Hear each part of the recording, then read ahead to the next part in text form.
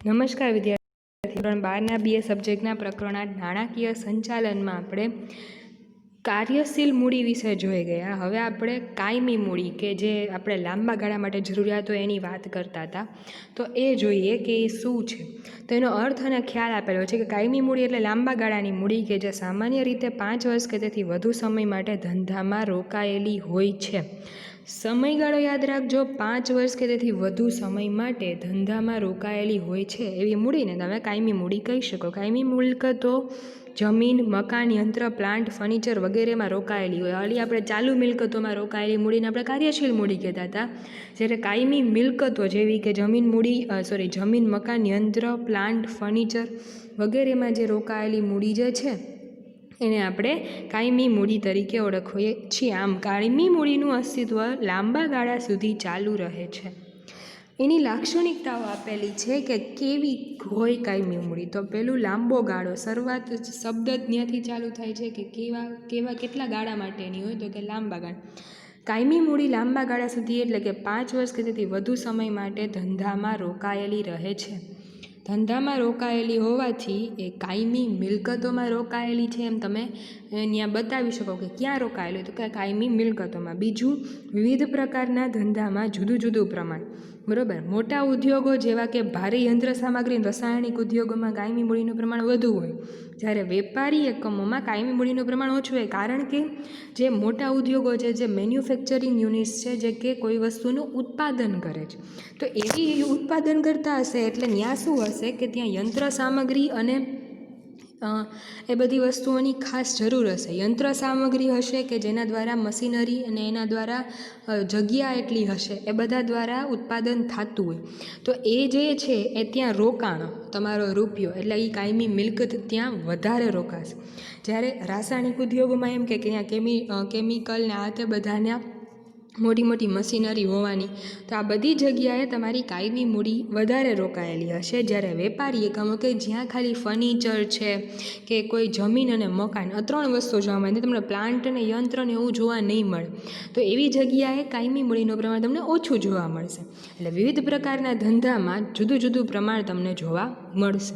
ત્રીજું, ઘટકો. કાયમી મૂડીના ઘટકોમાં કઈ કઈ બાબતો આવે, તો કે જમીન, મકાન, પ્લાન્ટ, યંત્રો, વાહનો, ફર્નિચર વગેરેનો સમાવેશ થાય છે. કાયમી મૂડીમાં તમે કોનો સમાવેશ કરી શકો કે જે કાયમી મિલકતો છે, જમીન છે, મકાન છે, પ્લાન્ટ છે, યંત્રો છે, પછી વાહનો અને ફર્નિચર કે જે તમે 5 વર્ષથી વધારે ગાળા માટે તમારી પાસે હોવાની, આ બધી વસ્તુઓનો સમાવેશ તમે કાયમી મૂડીમાં કરી શકો. એ બધા એના ઘટકો છે. ચોથું, તરલતા ઓછી. આ પ્રકારની મૂડી લાંબા ગાળા સુધી કાયમી મિલકતોમાં રોકાયેલી હોવાથી સરળતાથી રોકડમાં રૂપાંતર ન થઈ શકે, એટલે એ તરલતાનું પ્રમાણ એમાં ઓછું છે એમ તમે કહો. કારણ કે લાંબા ગાળા સુધી તમે એ મૂડી કોઈ કાયમી મિલકતોમાં રોકી લીધી. હવે તમે અત્યારે એમ કહો હાલ મારે મકાન વેચવું, તો એમ 2 મિનિટમાં મકાન ન વેચાય છે, બરાબર. એટલે તો સરળતાથી તમે એને રોકડમાં રૂપાંતર નહીં કરી શકો, એટલે તરલતાનું પ્રમાણ એમાં તમને ઓછું જોવા મળશે. પાંચમું, જોખમ. કાયમી મૂડી કાયમી મિલકતોમાં રોકાયેલી હોય છે અને કાયમી મિલકતો લાંબા ગાળાની હોવાથી તેમાં અપ્રચલિત થવાનું જોખમ રહે છે. આ સિવાય રાજકીય, સામાજિક અને આર્થિક પરિબળોમાં થતા ફેરફારો પણ જોખમનું પ્રમાણ વધારે છે. શબ્દ સમજો. કાયમી મિલકતોમાં લાંબા ગાળાની હોવાથી અપ્રચલિત થવાનું જોખમ. અપ્રચલિત એટલે ઓબ્સોલેટ, એટલે કે આઉટ ઓફ ડેટ.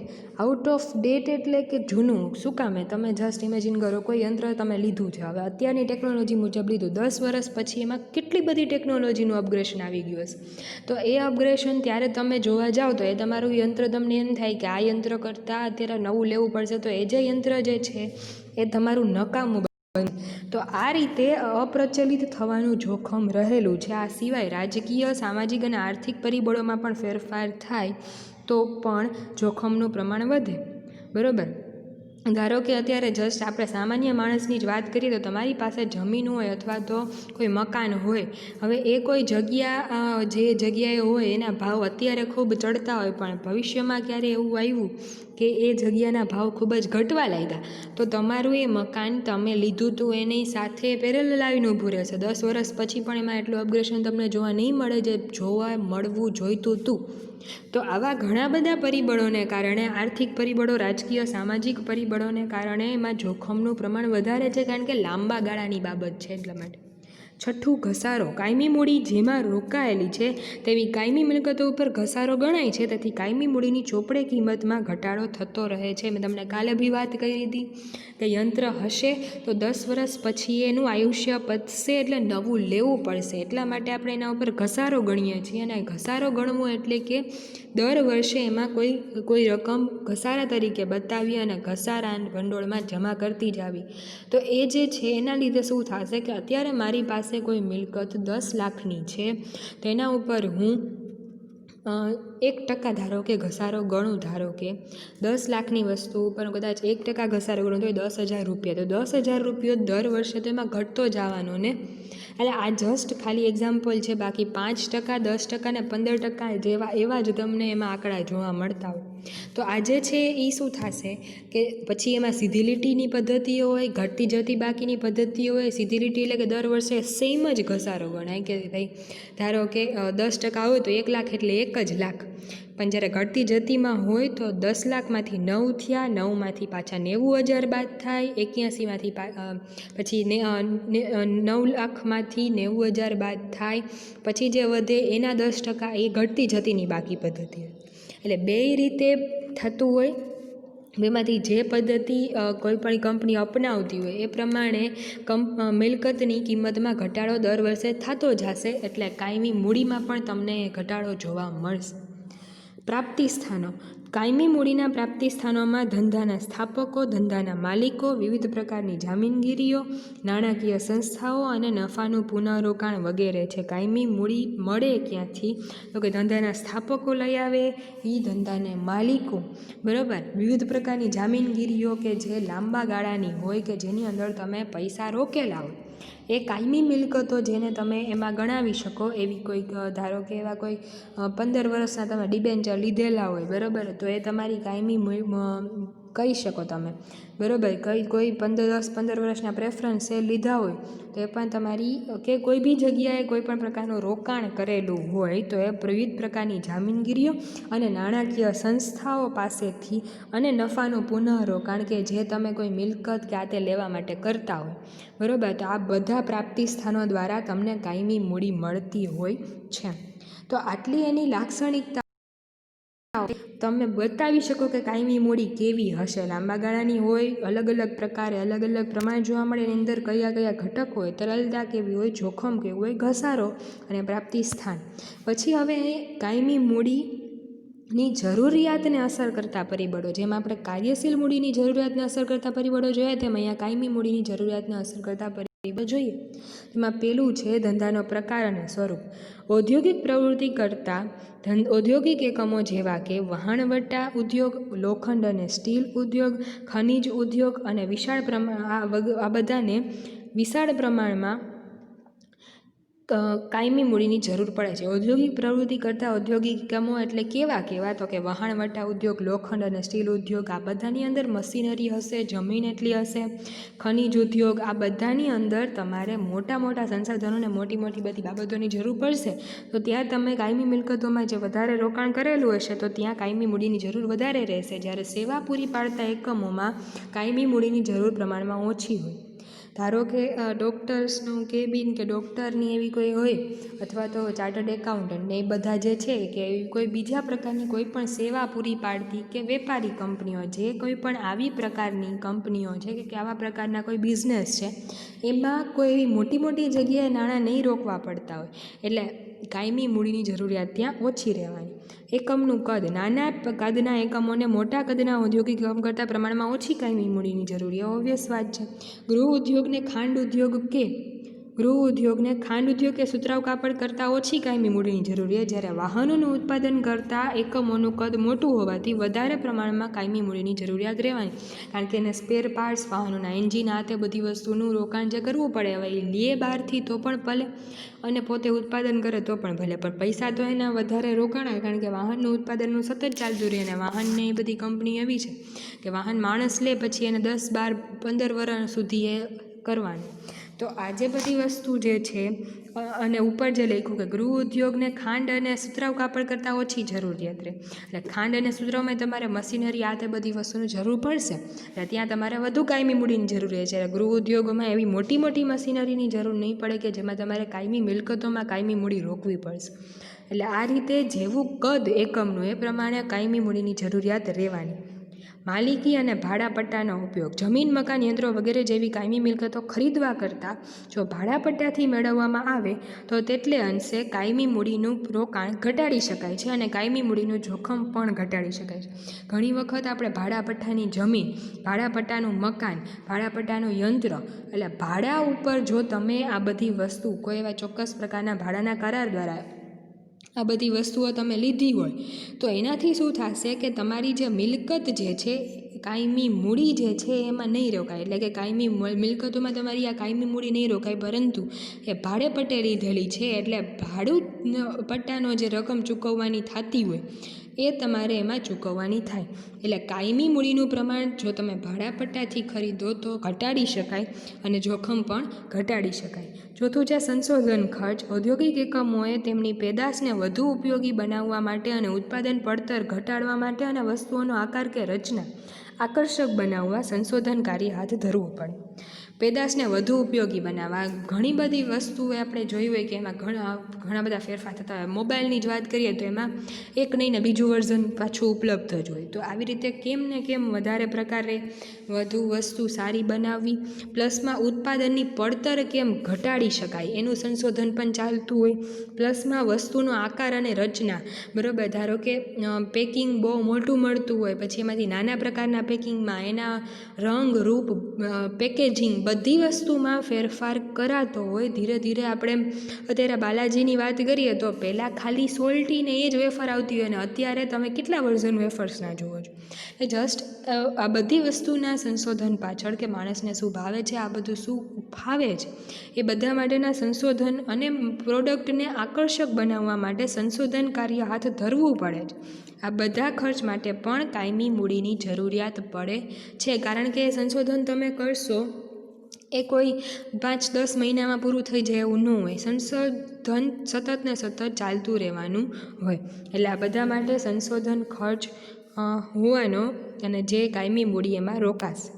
પછી અદ્યતન ટેકનોલોજી. સમયના પસાર થવા માટે ટેકનોલોજી બદલાતી રહેવાની અને નવા સંશોધનો અદ્યતન ટેકનોલોજીના કારણે જૂના યંત્રો દૂર કરી નવા યંત્રો વસાવવા પડે. આ માટે પણ કાયમી મૂડીની જરૂર રહેવાની. સિમ્પલ ને સોબર વાત છે, એક યંત્ર તમારી પાસે હોય અને યંત્રમાં જે અત્યારની અદ્યતન ટેકનોલોજી મુજબ નથી હોવાનું તો તમે નવું યંત્ર ખરીદવા જવાના છો અને નવા યંત્રમાં તમારી મિલકત એ કાયમી મિલકતમાં તમારી મૂડી રોકાશે. એટલે અદ્યતન ટેકનોલોજીના ફેરફારથી પણ કાયમી મૂડીમાં ફેરફાર તમને જોવા મળશે. સરકારી મદદ અને કરવેરાની નીતિ. ઉદ્યોગોને પ્રોત્સાહન આપવા અને જુદા જુદા પ્રાદેશિક વિસ્તારોમાં વિકાસને સંતુલિત બનાવવા માટે સરકાર ઉદ્યોગોને ગ્રાન્ટ કે સબસિડી સ્વરૂપે મદદ કરે છે. દાખલા તરીકે સરકાર ઔદ્યોગિક એકમને જમીન અને ઔદ્યોગિક શેડની સહાય પૂરી પાડે છે, જેથી તેટલે અંશે કાયમી મૂડીની જરૂરિયાત ઘટે છે. સમજો, સરકારી મદદ અને કરવેરાની નીતિ કેવી છે એના ઉપર પણ કાયમી મૂડી આધાર રાખશે. શું કામે?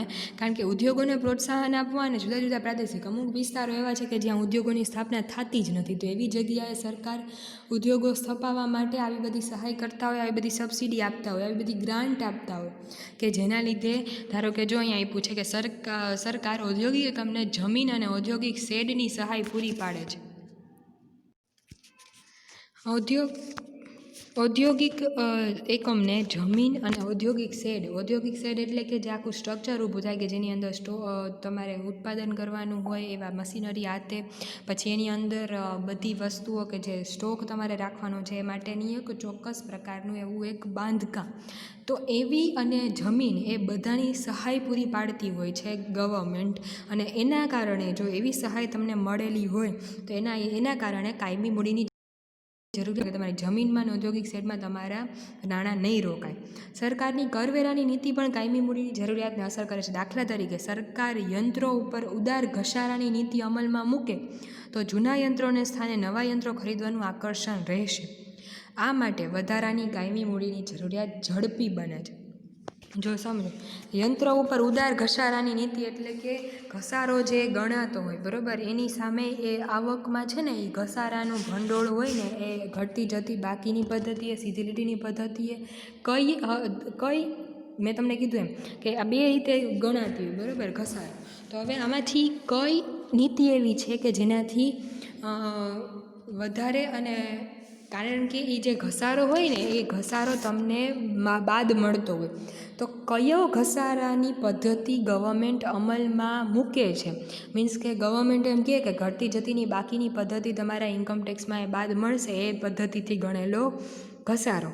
તો આવી તો કેટલી બધી મશીનરીને કેટલા બધા યંત્રો હોય કે જેનાથી કેવડો મોટો રકમનો તફાવત થતો હોય જો ઘટતી જતી અને સીધી લીટીની પદ્ધતિમાં બેમાંથી એક કોઈ નીતિ અમલમાં હોય, અથવા તો ઘસારાની કઈ નીતિ યંત્ર ઉપર સરકાર એનો અપ્રુવલ આપે છે. જો જે નીતિમાં તમારો ઘસારો વધારે ગણાતો હોય અને વધારે પ્રમાણમાં નફામાંથી કરવેરામાંથી આ બાદ મળતું હોય, તો માણસ શું કરશે કે વાંધો નહીં, ઓછો મીન્સ કે કરવેરામાંથી બાદ મળે છે ને એટલે કરવેરો ઓછો ભરવો પડે બરાબર એના ઉપર, તો માણસ યંત્ર વધારે ખરીદવા આકર્ષાશે. એટલે કરવેરાની નીતિ આ રીતે કે સરકાર યંત્ર ઉપર ઉદાર ઘસારાની નીતિ અમલમાં મૂકે તો જૂના યંત્રોને સ્થાને શું કરશે, યંત્રો ખરીદવાનું આકર્ષણ રહેશે, કારણ કે ઘસારાને કારણે એને એટલો બધો ખર્ચ નથી કરવો પડતો કે નફામાં એને એટલો બધો તફાવત નથી મળતો. સમજાય છે? જો ઘસારાની પદ્ધતિ જેવી હશે એ પ્રકારે તમને ઇન્કમટેક્સમાંથી રકમ બાદ મળતી હોય. જો રકમ વધારે બાદ મળશે તો તમારે કરવેરો ઓછો ભરવો પડશે. જો કરવેરો ઓછો ભરવો પડશે તો એની તરફ આકર્ષણ રહેવાનું કે હવે વધારે ને વધારે યંત્રો ખરીદીએ, કારણ કે આપણને યંત્રથી એટલો બધો ફેર નથી પડતો. એ રીતે યંત્રો ખરીદવાનું આકર્ષણ વધશે અને તો વધારાની કાયમી મૂડીની જરૂરિયાત ઝડપથી બનશે. એટલે આ રીતે સરકારી મદદ અને કરવેરાની નીતિ પણ અસર કરશે. 7મું છે સ્થાપના ખર્ચ. કંપની સ્વરૂપની સરખામણીમાં વૈયક્તિક માલિકી, ભાગીદારી પેઢી, સહકારી મંડળીની સ્થાપનાનો ખર્ચ ઓછો હોય અને કંપનીને દસ્તાવેજો તૈયાર કરવા માટે ખર્ચા કરવા પડે છે, જેવા કે નોંધણી ફી, પછી નિષ્ણાંતોની ફી, કાનૂની ખર્ચા વગેરે માટે પણ કાયમી મૂડીની જરૂરિયાત રહે છે. શું કામે આ બધાને માટે કાયમી મૂડીની જરૂરિયાત રહેશે? કારણ કે સ્થાપના ખર્ચ છે કે પછી આ બધા દસ્તાવેજો તૈયાર કરવાના, નોંધણીની ફી ચૂકવવી, નિષ્ણાંતોની ફી ચૂકવવી, કાનૂની ખર્ચા ચૂકવવા, બધા શરૂઆતમાં જ્યારે તમે સ્થાપના કરો છો ત્યારે એક જ વખત કરવાના ખર્ચા છે કે જે તમારે લાંબા ગાળે હવે ક્યારેય કરવાના આવશે નહીં. તો એના માટે તમારે કોઈ કાયમી મૂડીની જરૂર પડશે. એટલે જેવા પ્રકારના ખર્ચા એવા પ્રકારની કાયમી મૂડીની જરૂરિયાત રહેવાની. એટલે સ્થાપના ખર્ચ પણ એને અસર કરશે. આટલા આપણી પાસે અસર કરતા પરિબળો જે છે કે જે કાયમી મૂડીની જરૂરિયાત કેટલી પડશે એના ઉપર પ્રકાર, સ્વરૂપ, કદ, માલિકી છે કે ભાડાપટ્ટાનું છે, સંશોધન ખર્ચ કેવો કરવો પડે, અદ્યતન ટેકનોલોજીની જરૂરિયાત કેવી છે, સરકારી મદદ કેવી મળે છે ને કરવેરાની નીતિ કેવી છે ને સ્થાપના ખર્ચ કેટલો કરવો પડે, આટલી વસ્તુ અસર કરશે કે જે કાયમી મૂડી કેટલી ધંધામાં જરૂર પડશે. તો અહીંયા સુધી આપણે આજે રાખીએ છીએ. આના પછીનું આપણે નેક્સ્ટમાં જોશું. Thank you.